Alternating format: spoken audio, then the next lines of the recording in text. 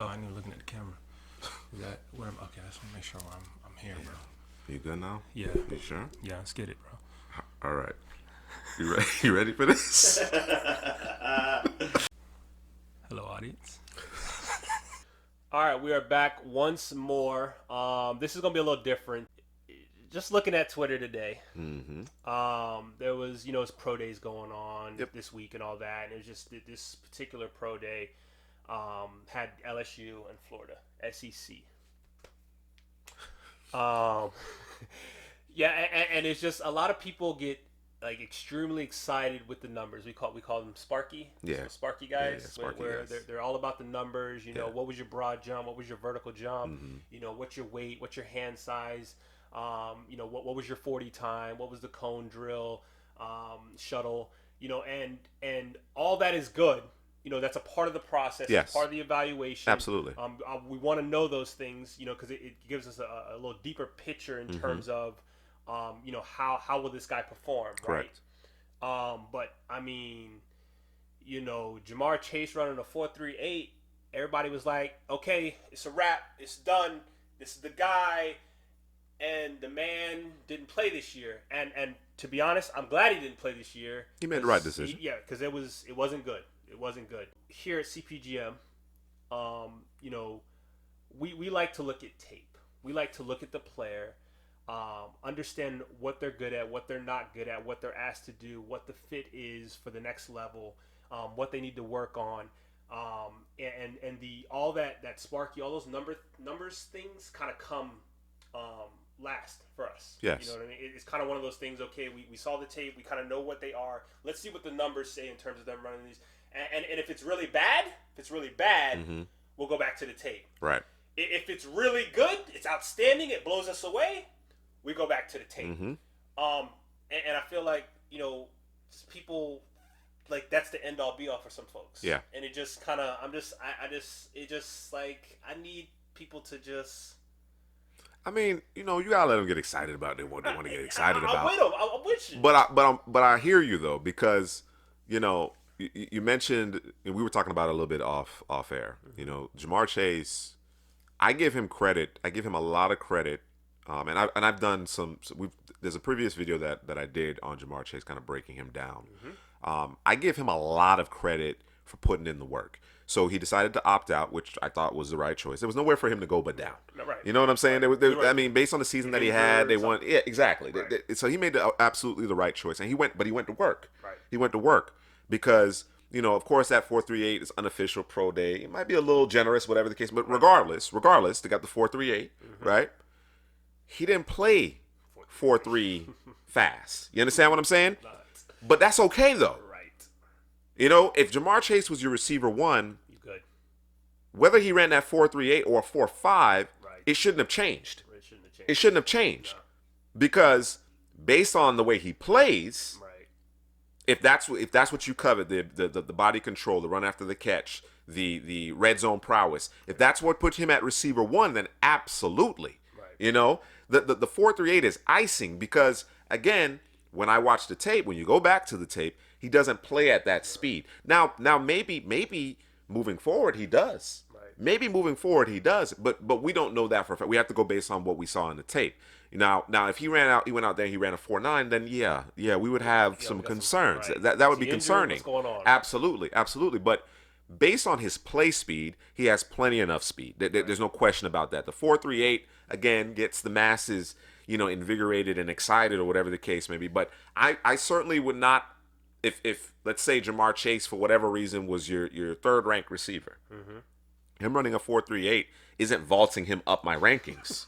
It's not. Right. It's not because when we start thinking about what makes a difference at the receiver position, certainly speed is great. Speed is a good thing. Right. You know what I mean? I don't want to discount speed, but what's more important is your ability to consistently create separation. And you do that with excellent route running. There are a lot of fast guys who do not create consistent separation. Right. And the reality is with Chase is that that's an area where he can stand to improve. That isn't to suggest that he's poor at creating separation, but it is an area, because he's not a very polished route runner, that he needs to improve. You understand? Particularly at the NFL level. Xavier Howard is one of the premier ball hawks in the NFL, right? And Xavier Howard says, I can turn a 4-3 guy into a 4-5 guy with technique. The brilliance of Jamarr Chase is the physicality, the body control, the fact that he does win those contested catches. You know what I'm saying? His ability to get to his spot, positioning. You know what I mean? It's not the blazing speed. So for me, like I said, the 4.38 is great. I think he deserves credit for the work that he put on, because I imagine that's what he's been doing. He's been preparing himself. Of course, he tested off the charts and everything else. You could see that, though. You could see the explosiveness in terms of the vertical leap and the broad jump and the strength in his lower body. None of that surprises me. The 4.38, my eyebrow went up. And it says, oh, you've been working on that. You've been working on that track speed. But again, until I see him play at that speed, I'm not going to put too much emphasis on the 4.38. Again, had Jamarr Chase ran a 4.5 and he was my top receiver, it wouldn't have changed anything for me. Right. It's like you stated. He had, from the time of 2019, the end of 2019, 2020. Excuse me, Early 2020. Early 2020. Yes. All the way till now. This is what he's been prepping for. Yes, over a year. For. So, to be honest with you, he better have run. Right. These are the numbers that I would have said. To me, I probably would have said, okay, he's probably going to run in the 4.4 range somewhere in the 4.4 range, because he had time to prepare. Had he run in the 4.5 range, it wouldn't have changed anything for me, because I know what he is. I know what he's about. I know the type of player that he is. So it doesn't change anything for me.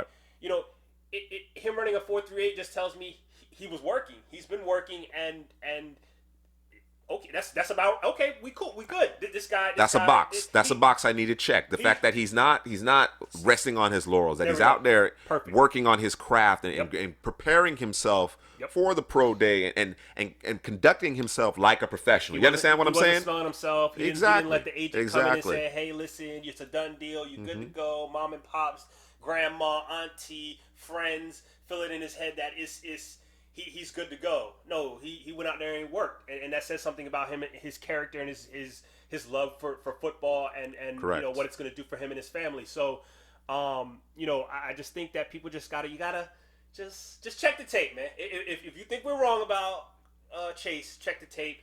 Hit us down in the comments section. We can dispute it. We can talk about it. You can point us to other videos that show what you're referencing, because we want to see it, right? We want to talk about it. The other guy. Today's pro day. My guy. Wide receiver 1. Tight end 1. Sure. Kyle Pitts. This guy's a monster. Everything that he did doesn't surprise me. This is a guy who came back to school, obviously wanted to improve himself in terms of blocking, kind of the OJ Howard thing. Come back to school, want to improve yourself, this guy is. What happened to OJ Howard? Got hurt. I guess. Yeah, he got hurt, man. He'll be all right. That's it. That's the only thing. Nah, I mean. I heard he was. He's young, bro. I heard other things. I heard he was soft. That's what they say. I'm not calling the man soft, but I heard that's what they say. He was soft. No. Okay. All right. You're going to have to slide that over. Okay. All right. Tea leaves. Yeah, tea leaves, man. Yeah. Okay. Was they mint?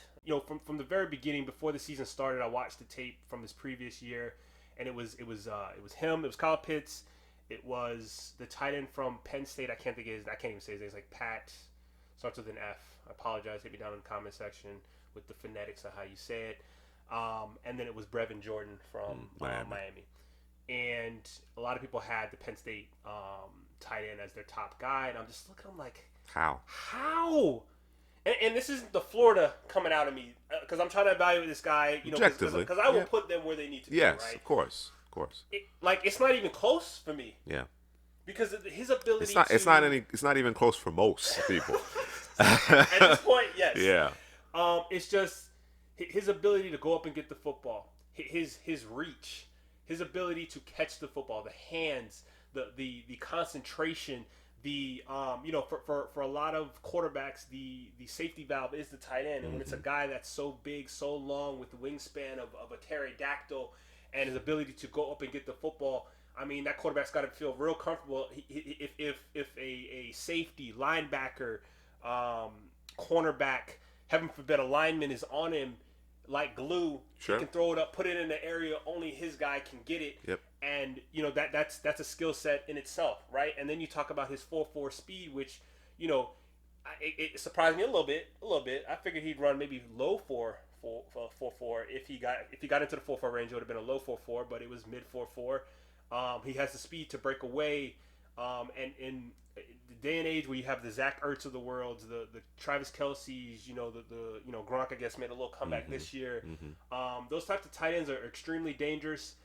They're weapons. They create all types of mismatches, and they make things a little bit easier for the offense, the quarterback, the offensive coordinator. And I just think that I don't know why people are so surprised. Like, did they not, did you not watch them? So when you watch the Kyle Pitts tape, do you see 4.4? Because I don't. I'm not. And again, it doesn't make a difference to me. It doesn't make a difference to me. I don't see 4.4. I don't see 4.4. Nah, I don't. I mean, again, when you're running in a straight line, the 40 time will come down a little bit, right? Sure. No one's chasing you. You don't have to worry about your route. You're just kind of running. So no. I would have put him probably around the 4.5 range, maybe low 4.5. But yeah, but again, it doesn't make a difference. Right. Based on what you're expecting of him, based on his skill set, based on of course you mentioned the wing size and the fact that he does create separate. Right. I watched quite a bit of the Florida games because I was evaluating him, Kadarius Toney, and Kyle Trask in particular, and I didn't understand why teams weren't doubling him every play. Every play. There were times where they would put their best corner on him. They'd put their best linebacker on him. There were teams that did bracket him a couple of different times, but there were times where it didn't matter. And I get that. And if he beats the bracket coverage, you tip your hat, you tip your cap to him, and you say, what, young man, you deserve that one right there. But I'm telling you that there would be no instance where he wasn't getting disrupted at the line of scrimmage, and there wasn't going to be another defender waiting for him when he gets to the stem of his route. You understand what I'm saying? So. But at any rate, I'll let you gush about your guy. Thank you, I appreciate it. I'll let you gush about your guy. I want to bring it back to obviously the numbers. So we ended the conversation with Kyle Pitts based on what do you see versus what he ran. And again, it's not really affecting how you feel. No. You feel like he's the top prospect in this draft class, right? Yep. The fact that he ran a 4.4 did not impact that at all. If he ran a 4.7, it wouldn't bother me because I know what he's capable of. Y'all remember Dalvin Cook's pro day? Yes. Or the combine? Yes. It's terrible. Yes. It's awful. Yeah. And he's one of the best running backs in the league, right? Mm-hmm. Okay. Sparky. Yep. I always talk about Sparky. Look at how he tested. This is terrible. Listen, there are certain positions. You want to see certain things. That you want to see certain things from a testing perspective, right? Because history has shown us that the players who don't necessarily measure a certain way, don't run a certain way at certain positions, makes a difference. You understand what I'm saying? So, for instance, cornerback, you can't have slow corners. Gotta be careful. You can't. And even if your corners aren't the fleetest of foot, it depends on the type of system that you're playing, right? Yeah. If you put them in a cover 3 and they have a lot of length, they can size, you know what I'm saying, and quality technique, that'll work. But if you just want to stick a guy in man and he can't run, that's going to be a problem. So, but it depends on the position. Particularly on the offensive side of the ball, I care less about 40 times than what's going on between your ears, and the technical aspects of things, whether it be footwork of a running back, right, and their ability to make players miss, whether it be the route running, and ability and the concentration of a receiver, whether it be a tight end who can not only make plays in the passing game, but mix it up in terms of run blocking, be an extension of your offensive line. Those are the things that matter to me. When you get on the other side of the ball, then the 40 times and some of the testing, it shows up a little bit more. Right. You understand what I'm saying? Because you're chasing the ball. Right. You're chasing the ball at that point. You're chasing players around the field. So the change of direction, those things tend to mean a little bit more. Not to discount them completely on the offensive side of the ball, but depending on the position is where I would place a little bit more emphasis on a 40 time. Right. Again, take it back to the very top of this particular video. If you had Jamarr Chase as your receiver 2 or 3, and you're moving him up to receiver 1 because of the 40 time at a pro day, I don't think that's the way you should do that. Okay? And I'm not suggesting there's much separating any of those receivers, right? But my point is that because of the nature of the position, because of what has proven to be successful time and again, I don't want us to get lost that speed doesn't matter. It certainly matters. But are you playing to that speed? That to me is really where the key is. And again, based on the tape, he's more of a low 4.4 guy than a sub 4.4 guy. Right. It's you got to ask yourself, or you say to yourself, Waddle's fast. Yes. That's different. Smith That's different. You know those two guys are fast. There's no question there. Yes. If Jamarr Chase running his 4.38 unofficial at his pro day and is in a comfortable place, if that vaults him past the two guys, just on that alone, that doesn't make sense. It doesn't make sense. It doesn't make sense. It doesn't make sense. First of all, he's at an advantage where he's at over all the players that played this year because he didn't play, so he got to prep for this. And then go back and look at the tape because I guarantee you, and you got to ask yourself, did you think he was going to run that fast? If you did, cool. Then he should have been your number one, right? Sure. Or he is anyway. Right. Or he was, like I said, if he ran a 4.5, Correct. it shouldn't change your opinion of the player. Right. You know who else ran a 4.38 unofficial? Terrence Marshall. Yeah, right. So I don't know if the stopwatch was set. I don't want to take anything away from Jamarr Chase because I think Jamarr Chase is a stud, and I think the way he wins, he can be successful. It's not necessarily with speed. Yeah. You know what I'm saying? Yeah. But I still think he can be very successful. Right. If he adds and he plays with an additional gear, right. that's just gravy as far as I'm concerned. That's gravy based on the player that I've been evaluating on tape. So. The point is that at certain positions, including the receiver position, I think there's a threshold in which you jump the shark, where you put too much emphasis on a 40 time or in athletic testing.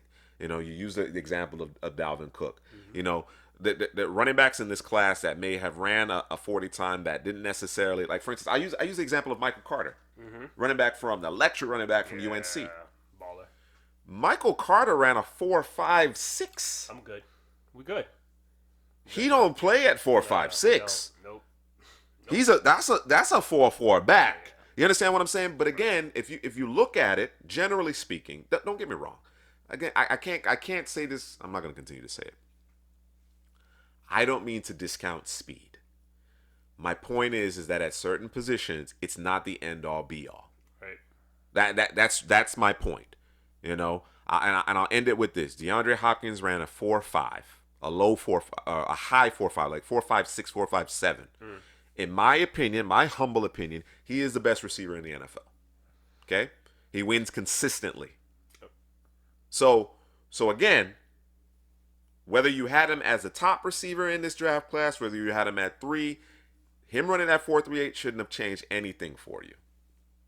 You see something on the tape that may have changed something. Now I can get behind you. Right. But just on the strength of this pro day. I can't do it, man. And we're gonna reference it one more time. Dalvin Cook. Just gonna say it one more time. Yeah, Sparky. By the way, Terrence Marshall running that 4.38. That makes more sense to me than you see 4.38. Yeah, I see 4.38. You see 4.38. Yeah. But hit us down in the comment section.